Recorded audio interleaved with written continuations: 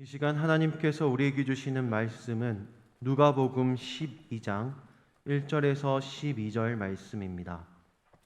신약 성경 114면입니다. 누가복음 12장 1절에서 12절. 누가복음 12장 1절에서 12절 제가 봉독해 드리겠습니다. 그동안에 무리 수만 명이 모여 서로 밟힐 만큼 되었더니 예수께서 먼저 제자들에게 말씀하여 이르시되 바리새인들의 누룩 곧 외식을 주의하라. 감추인 것이 드러나지 않을 것이 없고 숨긴 것이 알려지지 않을 것이 없나니 이러므로 너희가 어두운 데서 말한 모든 것이 광명한 데서 들리고 너희가 골방에서 귀에 대고 말한 것이 지붕 위에서 전파되리라. 내가 내 친구 너희에게 말하노니 몸을 죽이고 그 후에는 능히 더 못하는 자들을 두려워하지 말라. 마땅히 두려워할 자를 내가 너희에게 보이리니 곧 죽인 후에 또한 지옥에 던져 넣는 권세 있는 그를 두려워하라. 내가 참으로 너희에게 이르노니 그를 두려워하라. 참새 5마리가 2아사리온에 팔리는 것이 아니냐. 그러나 하나님 앞에는 그 하나도 잊어버리시는 바 되지 아니하는도다. 너희에게는 심지어 머리털까지도 다 세신 바 되었나니 두려워하지 말라. 너희는 많은 참새보다 더 귀하니라. 내가 또한 너희에게 말하노니 누구든지 사람 앞에서 나를 시인하면 인자도 하나님의 사자들 앞에서 그를 시인할 것이요 사람 앞에서 나를 부인하는 자는 하나님의 사자들 앞에서 부인을 당하리라. 누구든지 말로 인자를 거역하면 사심을 받으려니와 성령을 모독하는 자는 사하심을 받지 못하리라. 사람이 너희를 회당이나 위정자나 권세 있는 자 앞에 끌고 가거든 어떻게 무엇으로 대답하며 무엇으로 말할까 염려하지 말라. 마땅히 할 말을 성령이 곧 그때에 너희에게 가르치리라 하시니라. 아멘. 오늘 말씀을 생각하면서 한번 따라하겠습니다. 외식하지 않고 공개적으로 주님을 시인하겠습니다. 사람들이 제일 싫어하는 단어가 있는데요. 미움, 절망, 고독 이런 것도 있지만은 가장 상위권에 있는 것이 위선일 것입니다. 사람들은 누구나 위선을 싫어합니다. 착하지 않으면서 착한 척하고 또 앞에서는 좋은 말 하다가 뒤에서는 험담하는 소리를 하는 그런 사람들을 아주 싫어하죠. 차라리 앞에서 놔두고 이렇게 하면은 배신감을 느끼지 않을 텐데 앞에서는 좋은 말하고 뒤에서는 안 좋은 말하면 이게 들릴 때는 마음에 참 아픔이 심한 거죠. 1절 말씀에 보면은 그동안에 무리 수만 명이 모여 서로 밟힐 만큼 되었더니 예수께서 먼저 제자들에게 말씀하여 이르시되 바리새인들의 누룩 곧 외식을 주의하라 그랬습니다.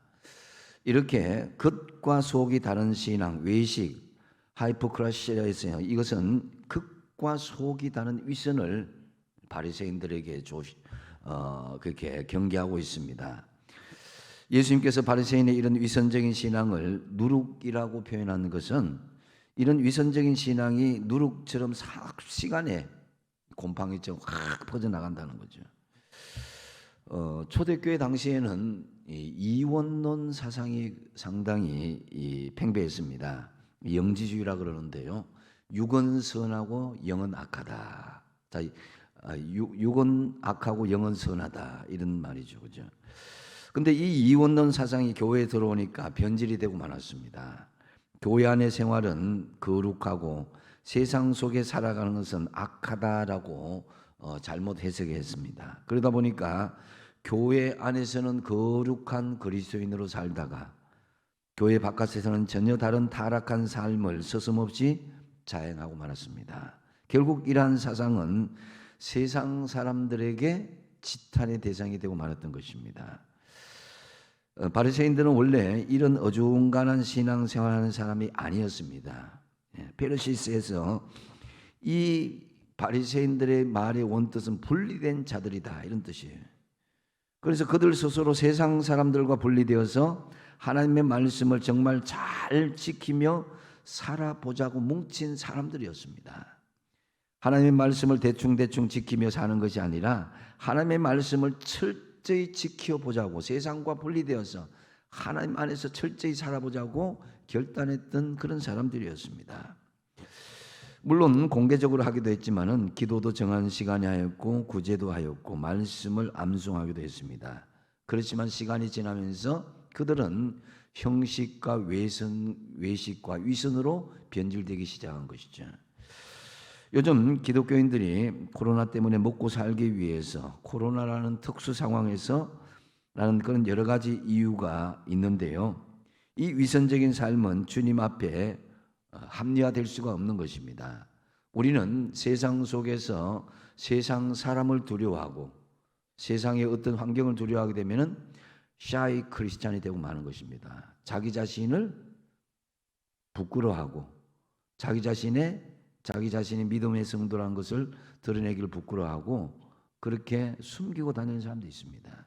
그래서 우리는 오늘 말씀에 보면은 두려워하지 않고 오픈 크리스찬이 되어야 된다. 나는 예수 믿는 사람입니다. 내가 믿는 예수님을 믿어보십시오 라는 그런 담대함이 있어야 될 줄 압니다.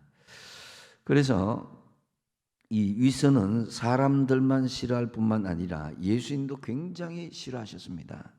누가복음 6장 46절 말씀에 너희는 나를 불러 주여 주여 하면서도 어찌하여 내가 말하는 것을 행하지 아니하느냐 그랬습니다. 주님을 이름을 부르면서 믿음 안에서 살아간다고 하면서 어떻게 너희들이 삶에 행함이 없느냐라고 주님께서 책망하시는 거죠. 그렇다면 우리가 왜 외식을 하지 말고 또 세상을 향해서 두려워하지 말아야 되는가, 이것을 우리가 알아야 되는데요, 오늘 본문 말씀에 먼저 언젠가 드러나고 알려질 날이 있기 때문입니다. 2절 말씀에 감추인 것이 드러나지 않을 것이 없고 숨긴 것이 알려지지 않을 것이 없다고 그랬습니다. 여러분, 세상이 우연히 돌아간다고 생각하십니까? 우리가 살고 있는 삶의 배후에는 철저한 하나님의 계획하심과 섭리함이 있음을 믿으시기 바랍니다.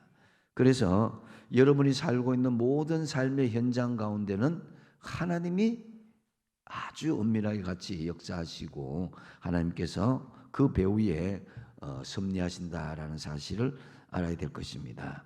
그래서 우리는 이 주님이 우리와 함께 하시고 우리 배후에 늘 계신다는 생각을 하면은 외식을 할 수가 없는 거예요. 우리 신앙을 숨길 수가 없는 것입니다. 당당하게 우리 신앙을 드러낼 수 있어야 되는데, 그런데 이 바리새인들은 외식적인 모습은 하지만은 그러나 진정한 그런 성도의 삶의 모습은 살아가지 못했던 것입니다. 2절 말씀에 보니까 감추인 것이 드러나지 않을 것이 없고 숨긴 것이 알려지지 않을 것이 없다 그랬습니다. 언젠가는 다 드러날 것이라는 거죠. 우리가 주님 앞에 섰을 때에 우리 인생의 필름처럼 쫙 숨겨진 그것까지 다 드러날 날이 있을 것입니다. 이 말씀은 잠언서 12장 14절과 성격이 비슷한 말씀인데요, 한번 같이 한번 읽어보겠습니다. 시작. 하나님은 모든 행위와 모든 은밀한 일을 선악간에 심판하시리라. 아멘. 그러니까 우리의 모든 행위, 은밀한 일들을 선악간에 심판하신다 하는 거죠. 모든 것이 만천하에 드러날 것이다 하는 거죠. 결국 심판대 앞에서 우리가 숨길 것이 아무것도 없습니다. 그렇기 때문에 우리가 이 세상을 살아갈 때에 내가 예수 믿는다는 것, 이걸 공개적으로 드러낼 수 있어야 되고 그것을 자랑스럽게 여길 수 있어야 되는 것입니다. 3절 말씀에 이러므로 너희가 어두운 데서 말한 모든 것이 광명한 데서 들리고 너희가 골방에서 귀를 대고 말한 것이 지붕 위에서 전파되리라 그랬습니다. 어두운 데서 말한다. 그러니까 뒷말, 뒷담화 하기를 즐기는 위선을 주의할 것을 말씀하고 있습니다. 사람이 제 아무리 감추고 숨기며 어두운 곳에서 골방에서 비밀스럽게 말을 한다 해도 결국에는 그것이 드러나고 알려지고 전파되어진다는 것입니다. 낱말은 새가 듣고 반말은 쥐가 듣는다. 우리 속담에 이런 것도 있잖아요. 여러 사람들을 잠시 속일 수 있고 또 한 사람을 오랫동안 속일 수 있을지는 모르지만은 모든 사람들을 영원히 속일 수는 없습니다. 언젠가는 모든 것이 다 드러나게 되어 있는데요. 당사자가 없을 때에 우리가 더더욱 좋은 말을 하고 칭찬하는 말을 해야 될 것입니다. 그래서 흔히들 이런 말 하죠. 이건 비밀인데 니한테만 말하는 건데, 이런 말하는 사람 치고 뒷담하지 않는 사람이 없습니다.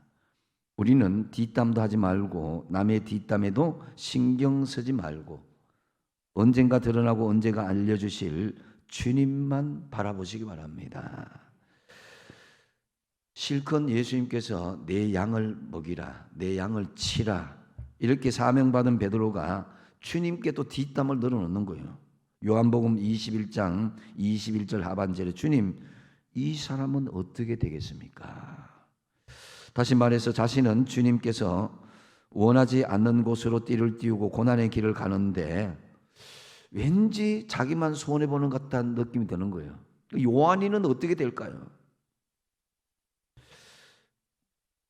이걸 이제 공색하게 이제 예수님께 뒷담 비슷하게 이야기하죠. 그러니까 우리 주님께서 뭐라고 그러십니까? 요한복음 21장 22절에 내가 올 때까지 그를 머물게 하고자 할지라도 내게 무슨 상관이 있느냐? 너는 나를 따르라 그랬습니다. 다시 말해, 너는 신경 다 끄고 네 할 일이나 하고 나를 따르라, 이런 말씀 아니겠습니까?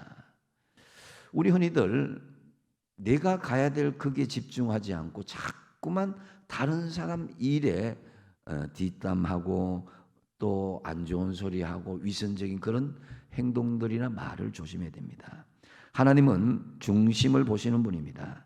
이토록 사람이 위선을 행하는 이유가 무엇이겠습니까? 그것은 바로 하나님을 두려워하기보다는 사람을 두려워하기 때문입니다. 그래서 예수님은 두 번째로 두려워하지 말아야 할 것과 두려워할 것을 완전히 구분할 것을 말씀하고 있습니다. 4절 말씀에 보니까 내가 내 친구 너희에게 말하노니 몸을 죽이고 그 후에는 능히 더 못하는 자들을 두려워하지 말라 그랬습니다. 트럭으로 온 동네를 누비면서 오징어를 팔면서 생계를 꾸리는 어떤 분이 계셨습니다.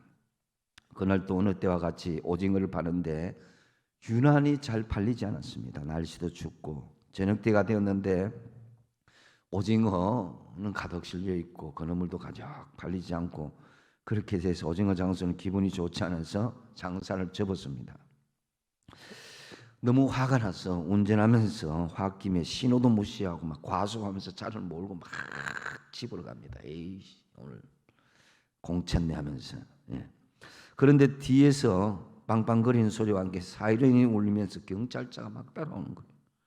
가득 실은 오징어와 건어물 때문에 큰 속도를 내지는 못했지만은 그래도 일당도 못 벌었는데 어쨌든 도망가려고 경찰차를 따돌리기 위해서 안간힘을 쓰는 아저씨. 그렇지만 포기지 않고 끝까지 따라온 경찰관. 아이고, 오늘 일당도 못 벌었는데 돈 다 날렸네 생각하면서 추격전을 벌인 지 20여 분, 오징어 장수는 결국 경찰 따돌리는 것을 포기하고 갓길에 차를 세웠습니다. 차에서 내린 경찰관이 오징어 장수에게 달려오면서 한마디 합니다. 아저씨, 오징어 한 축만 주세요. 사실 경찰 아저씨가 딱지 뗄 줄 알았는데 오징어 사러 온 것입니다. 우리와 하나님의 관계에서도 이렇게 오해할 수 있습니다.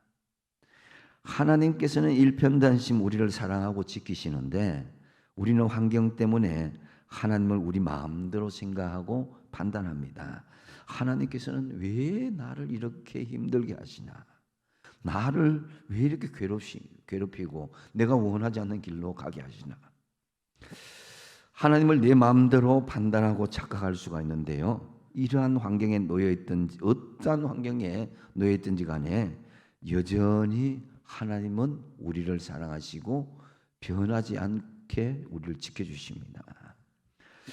4절 상반절에 다시 보시면은 내가 내 친구 너희에게 말하노니 그랬습니다. 우리를 예수님의 친구라고 부르고 있습니다.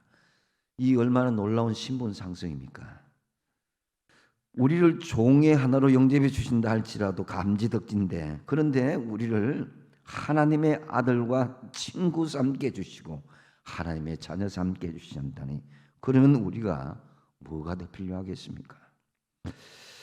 좀 더 건강하지 못해서, 좀 더 가지지 못해서, 좀 더 높아지지 못해서 우리가 불만하는 것 자세히 생각해 보십시오. 우리에게는 가장 좋은 하나님의 자녀, 예수님의 친구라는 신분이 있으며, 또한 하나님께서는 우리를 불철주야로 눈동자같이 보호해 주십니다. 그래서 두려워하지 말아야 할 것과 두려워할 것을 잘 구분할 수 있어야 됩니다. 4절 하반절에 보면은 몸을 죽이고 그 후에는 능히 더 못하는 자들을 두려워하지 말라 그랬습니다. 이 세상에 우리 몸을 죽이자 하고 해코자 하는 사람들을 두려워하지 말라는 거예요. 그렇다면 무엇을 두려워야 됩니까? 5절 말씀 같이 한번 읽어보겠습니다. 시작. 마땅히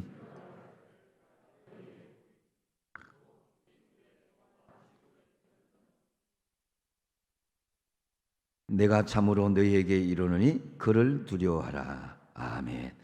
마땅히 두려워할 자를 내가 너희에게 보이리니 지옥에 던져 있는 권세 있는 그를 두려워하라. 다시 말씀드려서 하나님 보좌 우편에서 심판하시는 주님을 두려워하라는 것입니다. 요즘 젊은 사람들은 지옥이 어디 있느냐고, 또 지옥 가는 것이 두렵지 않다고 겁도 없이 말을 합니다. 하지만 성경은 분명히 말씀합니다. 히브리서 9장 27절 말씀에 한 번 죽는 것은 사람에게 정하신 것이니 그 후에는 어떻다고요? 심판이 있다 그랬습니다. 천국과 지옥은 분명히 있습니다. 천국 가기를 사모하되 지옥 던져지는 주님의 권세에 대해서 두려워하는 마음을 가지십시오. 그래서 예수 잘 믿으십시오.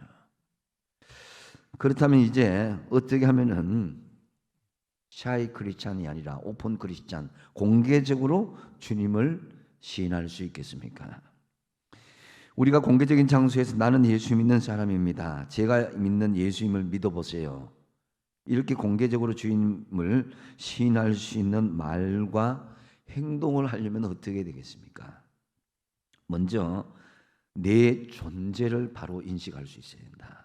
다시 말씀드려서 내가 누구인지를 바로 알고 깨달으면은 공개적으로 주님을 시인할 수 있게 된다는 거죠. 그래서 6절 말씀에 보면은 참새 5마리가 두 아사리온에 팔리는 것이 아니라 그러나 하나님 앞에서는 그 하나도 잊어버리는 바 되지 아니하는도다 그랬습니다. 당시 시장에서는 이 한 아사리온, 지금 하면은 500원 정도 될까요? 그렇게 되면 2마리 참새를 줍니다. 그리고 두 아사리온 한 1,000원 정도를 주면은 이 참새 4마리에다가 덤으로 1마리를 더 끼워주는 거예요. 그래서 참새가 5마리인 것입니다. 덤으로 끼워 팔리는 존재감 없는 참새 1마리까지도 하나님은 기억하고 계시다는 거예요. 그런 참새보다 너희들이 귀하지 않느냐 그랬습니다.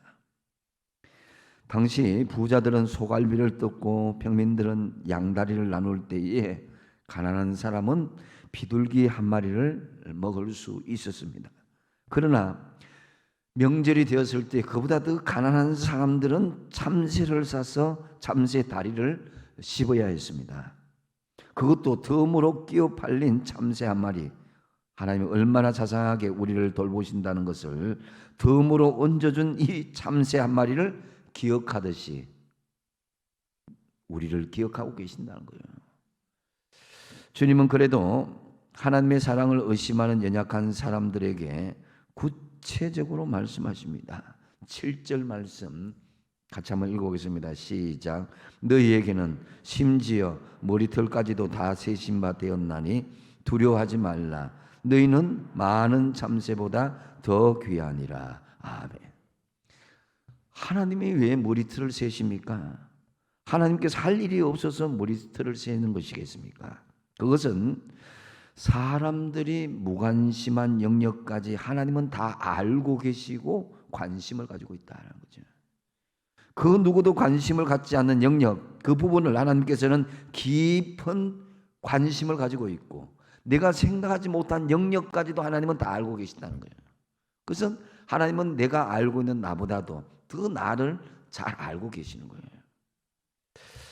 그래서 막상 이 본인 당사자도 알지 못하는 사실까지 하나님은 깊은 애정을 가지고 있다.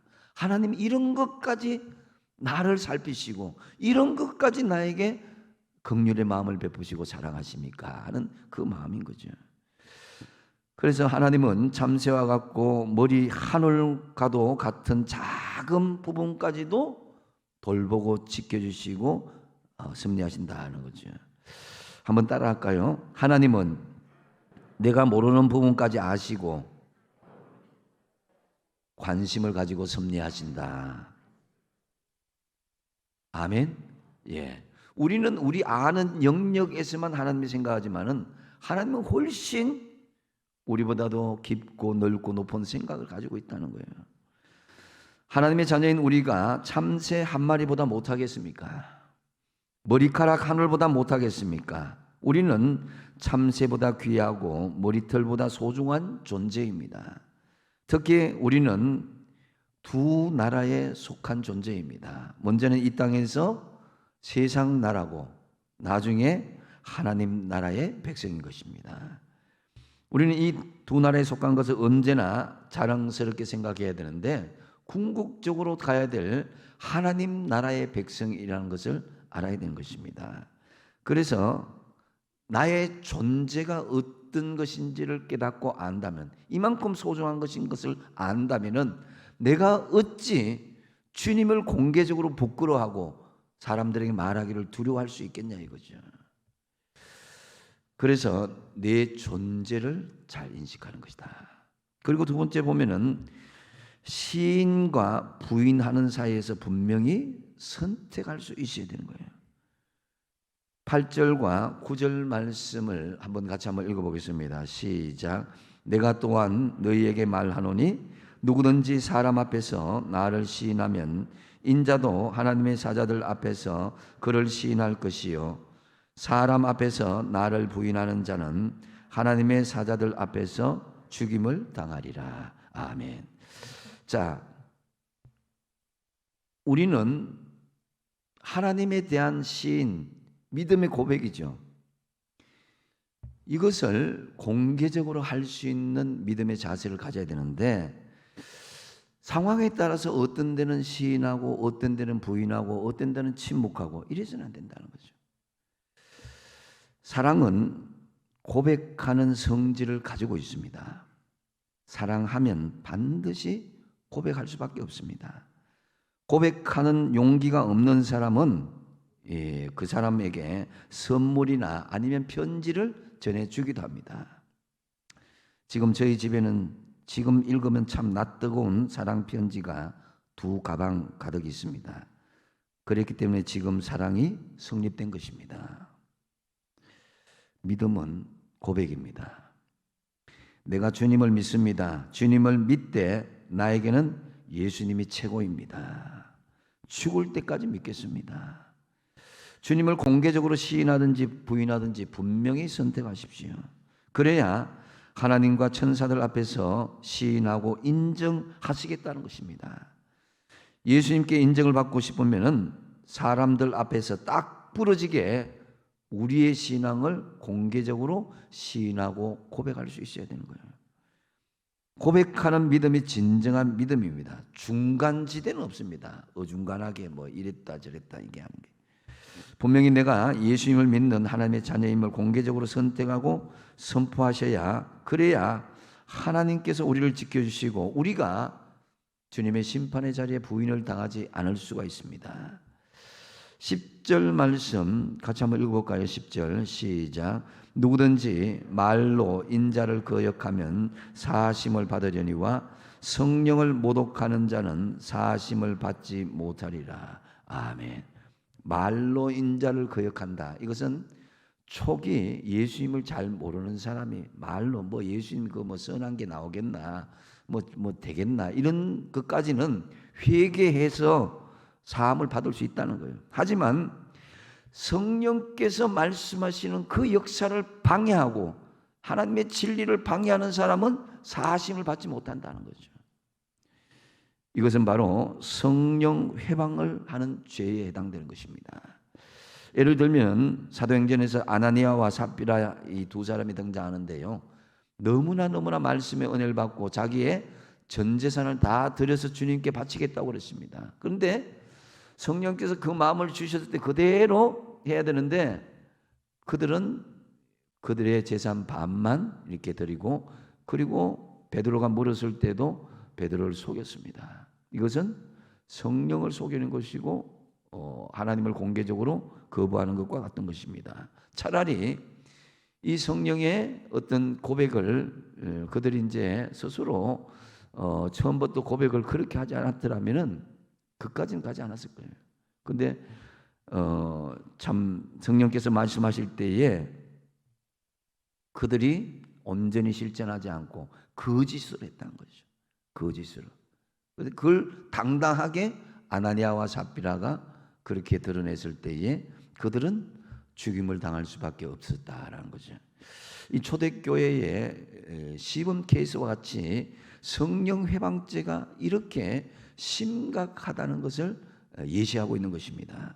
그래서 공개적으로 주님을 우리가 시인하기 위해서는 중요한 자세는 세 번째로 나를 통해 이루실 성령님의 사역을 믿고 의탁하는 거예요. 11절 말씀 같이 한번 읽어볼까요? 시작. 사람이 너희에게 회당이나 위정자나 권세 있는 자 앞에 끌고 가거든 어떻게 무엇으로 대답하며 무엇으로 말할까 염려하지 말라. 아멘. 자, 유대 지도자들은 초대 교인들을 이단으로 몰았습니다. 그러기에 초대 교인들은 고발을 당해서 회당으로 끌고 오기도 하고 사회를 어지르는 자로 로마 정부에 고발당하기도 했습니다. 만약 그런 상황에서 기독교인들이 무기력하게 이단으로 몰려 죽임을 당하고 예수를 부인하게 된다면은 복음이 전달할 수 있는 그런 역사가 일어나지 않았을 것입니다. 유대 지도자들에 비하면 예수님의 제자들 또 예수를 간 믿었던 사람들은 성경 지식이 부족했습니다. 논리적으로도 대적할 능력이 없었어요. 더 큰 문제는 그들이 신문을 받는 장소는 모든 백성들이 바라보는 공개적인 장소. 사람들이 많이 있을 땐 두려워하잖아요. 그렇죠? 예. 그래서 무기력하게 공개적인 자리에서 잘못된 신앙을 가진 자로 낙인 찍혀서는 안 될 그런 처지였습니다. 그때 성령께서 개입하신다는 거예요.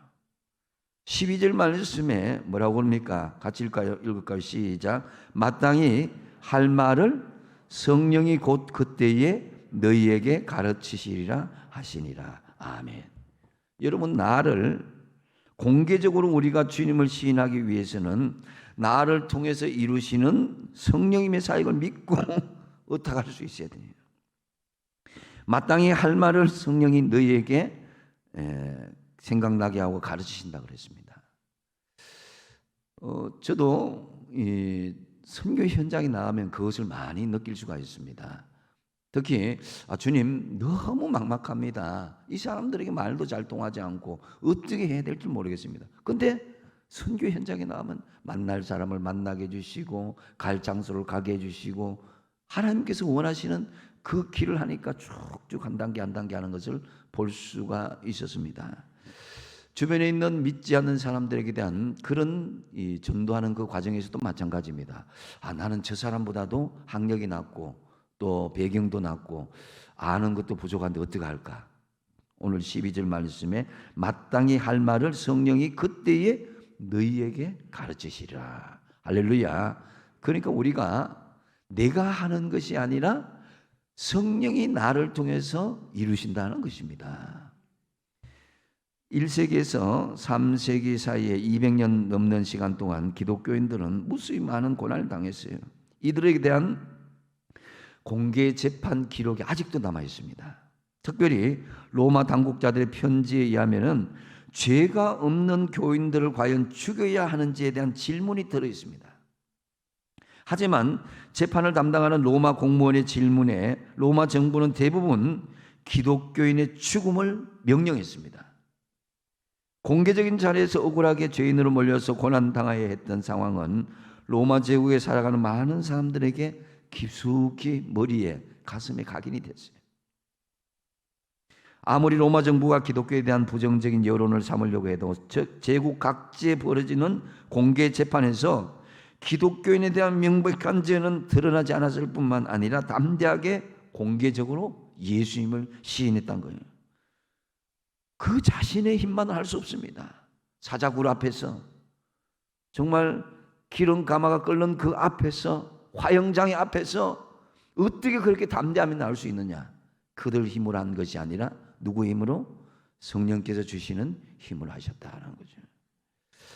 아무리 로마 정부가 이 기독교에 대한 부정적인 여론을 심으려고 했지만은 결국 성령님 초대교인들은 자신을 통해서 이루실 성령님의 사역을 믿고 의탁함으로 담대하게 공개적으로 주님을 시인하였고 결국 로마가 복음화될 수가 있었던 것입니다.